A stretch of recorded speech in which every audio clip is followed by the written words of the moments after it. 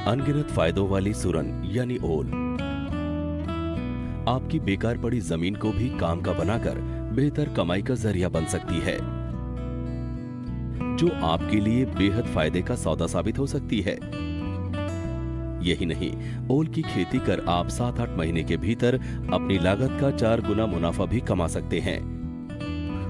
ऐसा हम यूं ही नहीं कह रहे हैं, बल्कि सालों से पुरानी फसलों को छोड़ इसकी खेती करने वाले किसानों का भी ऐसा मानना है। उन्हें आज का मेहनत में ओल यानी सूरन की खेती से अच्छा लाभ हो रहा है।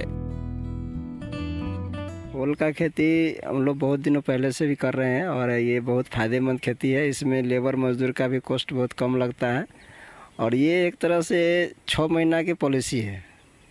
इसमें अगर 10,000 हम लगाते हैं तो 20 का जो है 100% की गारंटी रहती है कि मेरी वापसी 20 जरूर होगी 6 महीना की। प्रति हेक्टेयर अगर हम उत्पादन की बात करें, उत्पादकता की बात करें, तो जितना बीज आप किसान भाई लगाते हैं उससे 10 गुना उत्पादन होता है। अगर आपने 6 टन बीज लगाया है तो आपको 60 से 70 टन प्रति हेक्टेयर की दर से सूरन का उत्पादन प्राप्त होगा।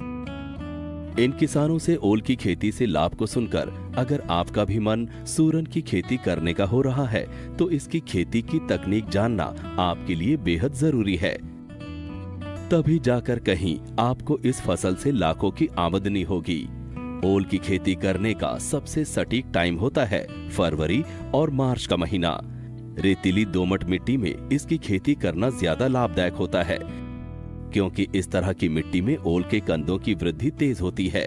इन सब के अलावा सही मात्रा में बीज और उन्नत किस्मों पर भी ध्यान देने की जरूरत होती है। विकसित प्रजातियों की हम बात करें तो आप देखेंगे कि जो गजेंद्रा है सूरन की वैरायटी, वो सबसे उपयुक्त है हमारे उत्तर प्रदेश बिहार के क्षेत्रों में करने के लिए। तो बड़ी साइज के अगर हम बीज इस्तेमाल कर रहे हैं तो हमको 6 टन से लेकर 6.5-7 टन तक की बीज की आवश्यकता होती है प्रति हेक्टेयर। और यही अगर 100 ग्राम से लेकर 150 ग्राम तक का बीज है तो हमें 4 टन जो है प्रति हेक्टेयर की बीज की आवश्यकता होती है। किस्मों और बीज की मात्रा के बाद बात आती है खेत की तैयारी की।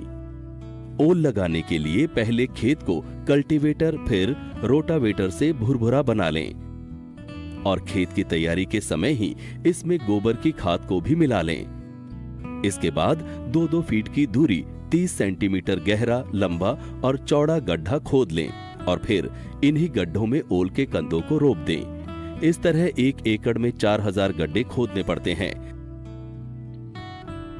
कंदों अगर छोटा हो तो सीधे बुआई करें और अगर कंदों का आकार 250 से 300 दाम के बीच हो तो टुकड़ों में काटकर बोना बेहतर होता है। किसान चाहे तो इसको बागों के बीच के हिस्से में भी आसानी से उगा सकते हैं। ओल की खेती के लिए केवाल मिट्टी या दोमट मिट्टी अच्छा होता है। पहले गहरी जुताई कर देते हैं मिट्टी पलटने वाले हर से, उसके बाद पाटा चला देते हैं, जो भी जंगल जा रहे चुन करके फिर कल्टी से हर जोत करके हेंगा दे देते हैं। उसके बाद हम लोग ऐसे तो न्यूनतम दूरी ओल कंदों के दूरी रोपने का जो है कंदों के आकार पर निर्भर करता है। न्यूनतम दूरी है जो आधा किलो का कंद रोपा जाएगा, उसका 30 इंची बाई 30 इंची दूरी है। ओल की फसल के लिए केवल 3 पानी चाहिए। जून के बाद पानी की जरूरत नहीं होती। सूरन का आकार बड़ा होने के लिए उचित देखभाल के साथ साथ समय पर निराई गुड़ाई जरूर करें। रोपण के बाद आप इनको कोशिश करें कि इसमें हल्की सिंचाई हो, पानी न लगने पावे, और जहां आपने रोपित किया है यथा अनुसार आवश्यकता के अनुसार आप इसके पुआल से इसको ढक देंगे तो अंकुरण भी इसका बहुत अच्छा होगा। 3 से 4 महीने में ओल के कंद 3 से 4 किलो वजन के हो जाते हैं।